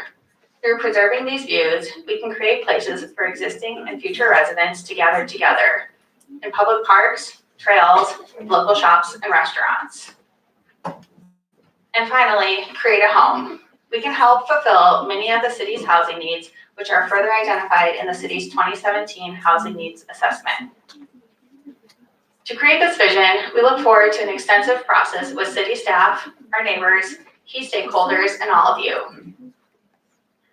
Tonight, we are requesting the first step in the city process, which is this land use plan amendment for 3 of the 5 parcels that make up Uplands, just parcels B, the western portion of D, and parcel E. We will be back in front of you in the future for the annexation, zoning, and preliminary development plan, which will include neighborhood meetings, city review, and additional public hearings. This will occur over the next several months. This will be followed by official development plans as we develop this neighborhood level site plans with timing dependent on market demands and in lockstep with the city's water supply. We anticipate build out of the Uplands community would occur over the next 15 to 20 years. You have a great process with numerous opportunities in the future to comment on specific development plans, and the many details are a part of each step. We trust your process. Here are the 5 land parcels that make up Uplands. Again, North is on the right, and the Uplands parcels are in the orange. Approximately 80% of the overall land area has existing comp plan land use designations that support and encourage the vision we've discussed. Parcels A, C, and D, shown in blue, are not a part of today's public hearing. They have existing land use designations that are further supported by the draft Westminster Forward documents and the citywide public outreach completed as a part of that process. Westminster Forward notes the importance of multimodal connections, attainable housing opportunities, and slightly higher density home types. We are requesting your approval to change the land use designation for 3 parcels, part of this community. These parcels, shown here in orange, need updates to be consistent with the recent city plans, promote orderly physical growth, and support the city's vision. These requests are supported by Metro Vision 2035 plan, which promotes smaller lot sizes and the use of overlooked vacant land parcels for infill development to help absorb population growth and use existing infrastructure more efficiently. City staff and our team have provided written materials explaining how the approval criteria have been met. For the sake of brevity, we will be hitting the highlights, but our team is here to answer any questions on these approval criteria. The city's vision, as quoted from the 2019 strategic plan, encourages a well-connected city with diverse, integrated housing options and a spectrum of job and retail options. First, we have Parcel B, generally located at the southwest corner of 84th and Lowell. Circled here in red, we're requesting an amendment from R3.5 to R5. These 2 pages are pulled from your comp plan and show the change from R3.5 to R5. This maintains the intention of providing single-family residences, but R5 allows for additional home types such as patio homes. It also removes the large minimum lot size, furthering our collective goal of responsible water use. This proposed amendment provides for increased housing diversity. It provides a density transition between existing land use designations and creates opportunities to cluster housing while providing meaningful public land dedication and preserving view corridors. Next, we have a 20-acre parcel at the southeast corner of 84th and Federal. Again, circled here in red, we're requesting an amendment from office to R8. As noted in the staff report, this parcel is not well positioned for office and is not noted as an employment center within the comprehensive plan. However, the parcel to the north is noted as a redevelopment area. The addition of residential uses in this location can help create a land use synergy between these parcels.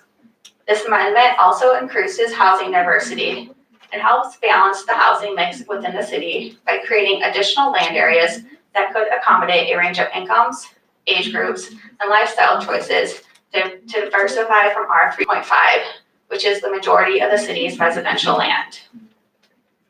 And finally, we have a 1.2-acre parcel generally located at the southwest corner of 88th and Zuni. Again, circled here in red, we're requesting an amendment from office to Parks and Open Space. This parcel is isolated, encumbered by easements, and has no current road access, creating a challenge to develop a successful office building.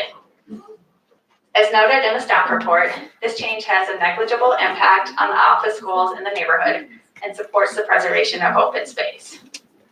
In reviewing tonight's application, you are required to apply the 10 approval criteria found in Section 11 of the Westminster Municipal Code, which are listed here. These proposed changes are not requesting a change from agricultural to residential. These parcels have existing land use designations of R3.5 and office. Our request is to change Parcel B from R3.5 to R5, to change the western portion of Parcel D from office to R8, and to change Parcel E from office to Parks and Open Space. And with that, we have one last speaker to wrap up our presentation. Good evening, Mayor and Councilors. My name is Marcus Pockner. I am the Community Outreach Specialist and Consultant for Uplands. I facilitate community outreach in master plan and infill communities across the metro area, including Lowry, for the last 15 years. We specialize in neighborhood outreach, utilizing engagement to foster neighborhood-based planning. I am the final speaker, as Bonnie just mentioned, and I will diligently work through our remaining slides. The most important objective for Uplands was to first listen to our surrounding neighbors. We started by walking and holding introductory meetings. We heard neighborhood comments, integrated those planning concepts, and then started to draw. We have employed a concentric outreach philosophy. We look to work most closely with the nearest neighbors and stakeholders. We structured our outreach to work first with our neighbors, then to our community participants, and then finally to regional stakeholders. We have held over 51 community meetings to date to help shape the comp plan amendments that are before you this evening, including 36 neighborhood meetings. These have ranged from coffee table meetings to large open house gatherings. We have knocked and flyered over 2,600 doors.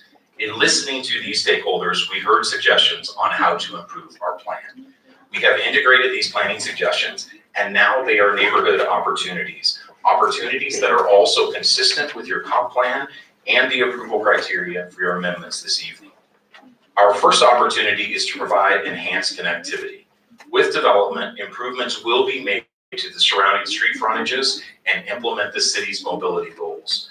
These improvements will mitigate additional traffic generation and typically improve the through and intersection levels of service. As a specific example, a key piece for better connectivity will be changing the existing sidewalk conditions. Much of the sidewalk network surrounding Uplands is either undersized or completely missing, as shown in this slide. Enhanced connectivity will properly knit the community back together. Opportunity number 2 is for parks, open space, and views. Parks and open space amenities will be required for residential parcels B and D. Parcel E is being converted to open space with this amendment. The view corridors identified in the comprehensive plan and shown here in purple will also be preserved. Uplands will preserve and return the views to the neighbors that surround the site. Opportunity number 3, the vision for this neighborhood is found by looking back and forward. This land was always intended to be a signature Westminster neighborhood, complete with shops and businesses. In fact, this image is the 1906 plat filed for this area by Westminster University. The outline of this area is our Parcel A. The entire plat showed over 6,000 homes on this site, or in this area, excuse me. Over a century later, in 2013, the city confirmed the original intended use of the land as a traditional mixed-use neighborhood through its comprehensive land use plan, authorizing up to 3,500 homes, retail, office, parks, and open spaces. Now, as part of the Westminster Forward public outreach process, these parcels have been identified as opportunity areas. There are 5 minutes remaining. Thank you. Even the future planning addresses this site. The site is identified in the urban growth boundary of Metro Vision 2035 and encourages medium density to complement the existing low density neighborhoods. Thus, our site history, the comp plan, Westminster Forward, and Metro Vision 2035 have all envisioned these parcels for residential and mixed use development. We have over 100 years of vision and planning for this neighborhood. Opportunity number 4 for additional neighborhood improvements is in the form of utilities. Please note, as is your city policy, all on-site and additional off-site improvements will be funded by our development, not by the surrounding neighbors. Water systems are adequate to supply domestic usage and fire protection, and the system will be further strengthened with our infrastructure improvements. Sanitary sewer off-site systems currently have some deficiencies, but development will assist in bringing these into proper conformance. And lastly, stormwater drainage improvements must be added, and we will significantly reduce some current flooding conditions adjacent to these parcels. The 5th opportunity relates to the economic benefit from Uplands. Uplands will benefit the surrounding schools by generating more students, which increases the per pupil funding, state allocations, additional mill levy fundings, as well as cash in lieu contributions. New and existing surrounding commercial, office, and retail land uses will be able to offer employees great options for housing, additional patrons for small businesses, and a new generation of riders for the public transportation system. Lastly, the city will benefit from additional property and sales tax revenue, impact fees, as well as the physical public land dedication and cash in lieu for parks and other public uses. Uplands will have a profound economic benefit to Westminster. Although many speakers tonight will focus on the larger parcels, we are here to request the land use amendments to the 3 small parcels shown in orange. We join staff and Planning Commission in agreeing that our 3 amendments are consistent with the comp plan, other relevant city plans, and your approval criteria. Specifically, these changes help promote the orderly physical growth as described in Metro Vision 2035. The plan provides direction for land use and transportation planning and includes these parcels as part of the urban growth boundary. The plan promotes smaller lots, more compact development patterns, and encourages the use of overlooked vacant parcels for infill development. Please note, these parcels have been envisioned for development for the past 2 decades as part of the comprehensive plan. These parcels were never envisioned to remain as farmland. The proposed amendments help meet the goals and policies of the existing comprehensive plan, including well-designed, attractive neighborhoods, a range of high-quality living options, and provide infrastructure to serve the community or the needs of all community members. Finally, the amendment also helps address the 2017 Housing Needs Assessment recommendation for diversity of for-sale housing. Uplands will help provide housing and create community through infill and enable greater diversity. Mayor and councilors, I just want to conclude by accurately framing our request. Uplands is 235 acres over 5 parcels. Many of the speakers will comment on the overall site, but that is not an issue this evening. The 3 proposed comp plan amendments are only 20% of the overall site. Parcel B adds up to 40 residential units on 27 acres. 40 units on 27 acres. Parcel D adds up to 156 residential units while removing over 300,000 square feet of office, parking, and traffic. Parcel E creates open space. The traffic impact of our amendments is a net reduction of both AM peak and PM peak traffic. And importantly, the water allocation made for the site is There's 1 sufficient. minute remaining. Thank you very much. Is sufficient for build-out. We appreciate your thoughtful consideration of these amendments. We would request that our presentation be entered as part of the public record. The proposed land use designations for parcel B, D, and E meet the 10 approval criteria in section 11.521B of the Westminster Code for a land use plan amendment. As was reasoned and recommended by your staff and unanimously supported by the Planning Commission, we respectfully request your approval based on our compliance with the applicable criteria. Thank you very much. At this time, I'll see if the council has any questions of the applicant. If not, I'll move on to the public comment period. You have questions of the applicant? The amendment for parcel D, going from office to R8 designation, I was hoping we could specifically describe the impacts proposed specifically on water, as residential units have a higher water consumption than office, on infrastructure planning. So recognizing that we may have water rights, but we have done quite a bit of investment recently in planning on our water infrastructure and wastewater infrastructure. Does this change in use impact the designs for those? And then also, actually already answered my question on peak travel impacts, so. Just so everyone's clear from the applicant, questions are yours. I expect you to keep up with them. We'll look for those answers. Mr. Tripp, same with staff. Those that are referred to the city, that will be our city staff, can't capture answers. In regards to the pieces of the question that Councilor Sines asked, I think most of those are with city staff. Care to answer those now, or you want to prefer them? I prefer to city staff and the community development department, whatever support you need from Public Works. And can I add that if you would prefer to defer my questions until there's been an opportunity for the public to raise their questions, I'm fine with that as well. Councilor Seitz, I think we could answer that now. I'd like to defer to Sarah Borgers. She's with the Public Works and Utilities Department, specifically overseeing water resources. Mayor and Council, my name is Sarah Borgers. I'm the city's Water Resources and Quality Manager in Public Works. So the comprehensive plan amendments that are being brought tonight are a minimal impact to the water supply in comparison to what was planned in the 2013 comp plan. Does that address your specific question, Ms. Seitz? Only on the water resource portion of it. I also wanted to do more holistically with our infrastructure planning. We have just recently done water tanks. We're looking at a system as a whole. So I absolutely appreciate the water resource answer of it, but would like to understand the impacts to the infrastructure. I'm going to defer that one to others. Both capacity and. Yeah, Julie Kaler from Public Works and Utilities can answer that question, or Max. For the record, I'm Max Kirschbaum, Public Works and Utilities Director.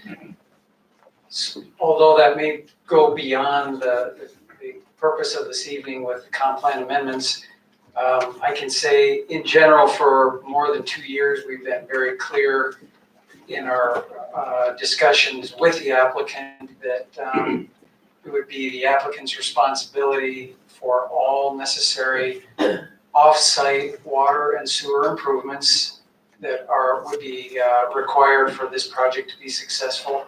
And I imagine we would be able to address that further and more specifically in the PDP and ODP stages of this application. Ms. Smith? Thank you, Mr. Mayor. This question is for the applicant, Jennifer Bonnie. In the video that was presented, there was a suggestion that a neighborhood such as Wash Park naming is helpful for an identity. How do you see that working with historic Westminster as an identity for that area? Mr. Hamlin? Thank you, Mayor Atchison, Councillor Smith, councilors.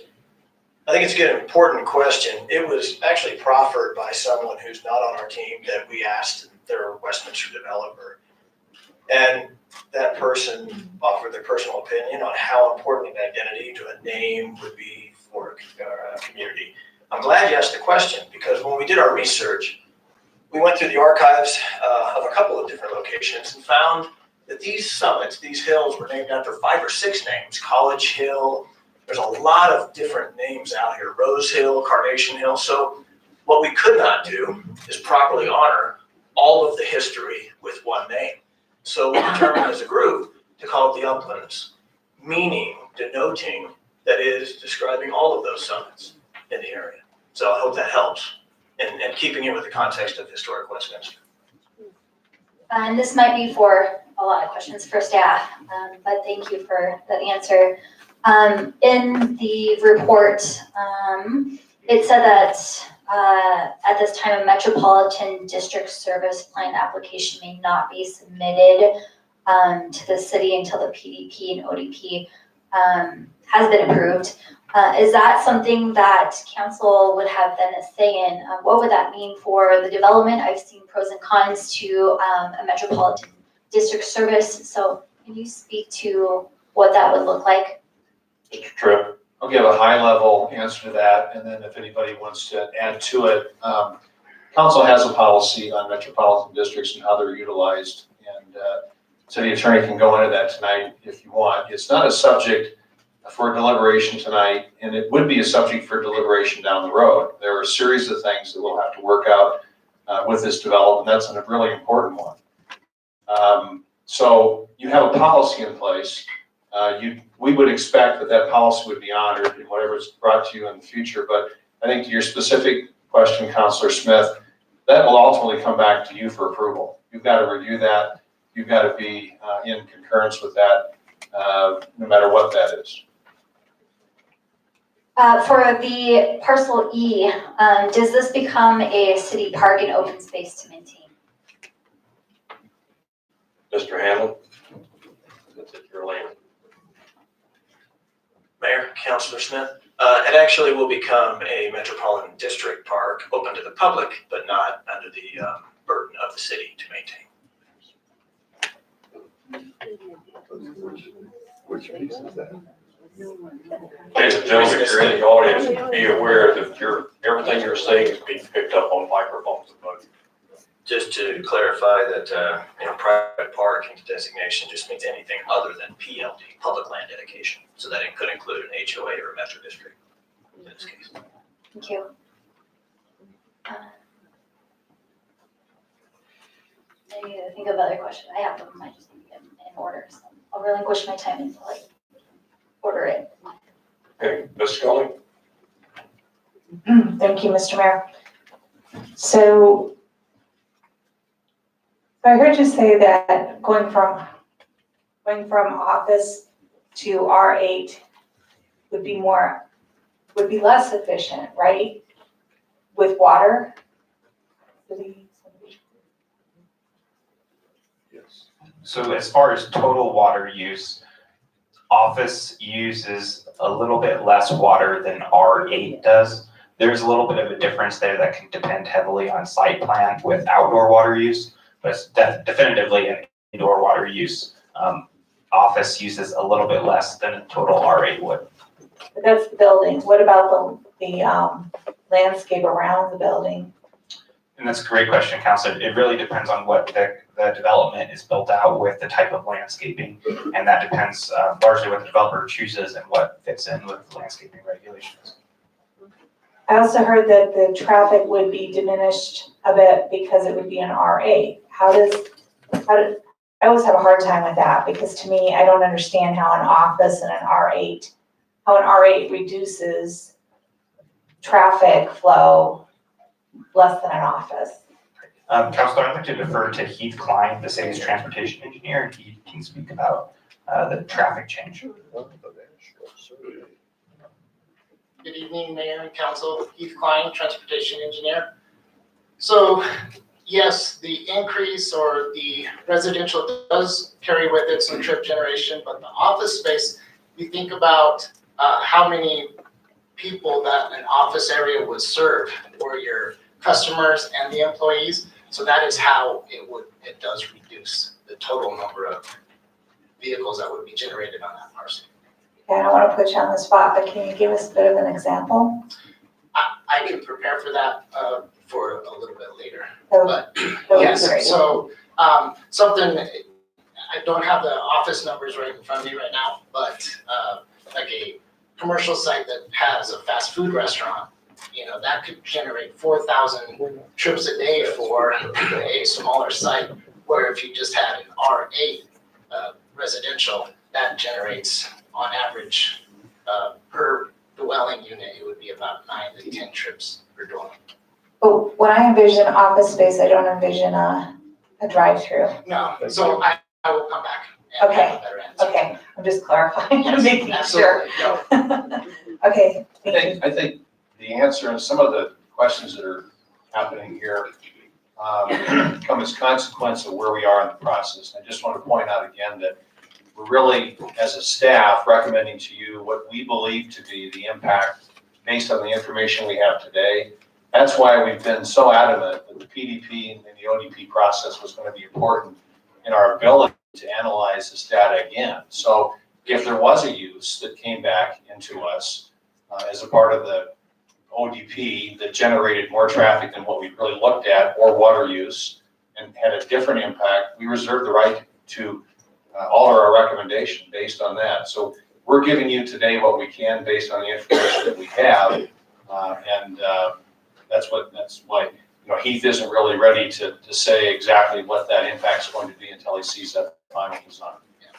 But Mayor Pro Tem, you had asked about the peak hour, and it did get mentioned that overall, if we look at all 3 parcels under consideration tonight, it does reduce the peak hour, but on the parcel B, which is adjacent to Lowell and Bradburn Drive, the peak hour does increase on that side, but as a whole of all 3 parcels collectively, it does reduce it in the general area. Thank you. Yeah.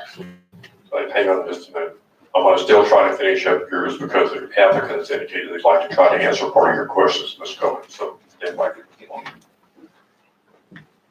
Good evening, Todd Johnson, Terraforma Solutions, engineer on the project. I can help Heath with, he's probably going back to grab these numbers actually. In the application, what we were showing is the office would generate about 1,247, and this is an ADT. And if we drop back down to this residential R8 that we're proposing, it is projected again at this comp plan level, 973. So we get a reduction of 274 in the ADT for this particular parcel that we do have. Excellent, thank you. Thank you. Ms. Scully, you want other questions? I do. So if we were not to approve this tonight or tomorrow night, depending on how long we go, what would happen? So to not approve it, well, the developer still has active applications for their preliminary development plan, their annexation, and their rezoning. They would probably take the information they learned here, knowing that they wouldn't get approved, and they would modify their preliminary development plan submittal to something that would conform to the municipal code, to the comprehensive plan designations that exist. And I presume they would still present it to you for consideration. But I believe they could answer that question as well if you wanted to ask them. I do. Mr. Han on our team. Thank you, Councillor. I'm happy to answer that question. I believe it was what would happen if this wasn't approved tonight. I think Jacob is absolutely correct. We would look again. I want to point out all 5 of these parcels have underlying comp plan land use designations. So we are simply only talking about the change to those land use. So again, 40 units on parcel B and 156 units on parcel D. And I'll keep parcel E out unless people have questions. I think that's pretty straightforward on that. I think the one thing I would say is we believe so much, and one of your earlier presentations talked about compatibility. All all of that comes through the PDP and ODP. Something I would say to your questions about parcel D, to the east is Panorama Point, that is R18. To the south is Greenbrier, R18. So we are doing less intense density purposefully to really make that compatible, that transition. So that doesn't, we would continue to work through that, we believe, on the PDP. If this doesn't go forward, of course, we would go back and continue to look at that. But we really think that what your guiding documents are telling us to do are these changes. These changes are in complete compliance with the comp plan, Westminster Forward, MetroVision 2035. So we're here tonight to show that compliance with those documents and how we're comporting those in these larger out parcels surrounding the main parcel. Thank you. Sure. I have one more question, and I'll defer to City Manager Tripp to determine who can answer this for me, but it's for the city. And we've talked a lot about wanting more open space in our city and how do we acquire more open space. What would make this development either an ideal place for open space or not an ideal place for open space? Because it is vacant, it is open. Why can't we, instead of putting more residents on it, why couldn't we make it open space? The short answer to it, it's owned privately. It's owned privately right now, and the landowner has rights to that private ownership and how they can develop this land. Part of what we do when we approve development is we look at our goals as a city, and that's why we have some regulations as to open space land that gets dedicated as part of that. And it would be our desire to continue to work through that and provide some open space and park opportunities with this development. But really the short answer is that, we aren't coveting it as a city to acquire it. We're attempting to work with the planning that's in place here today to meet our goals for open space. To not impugn that over somebody's private ownership.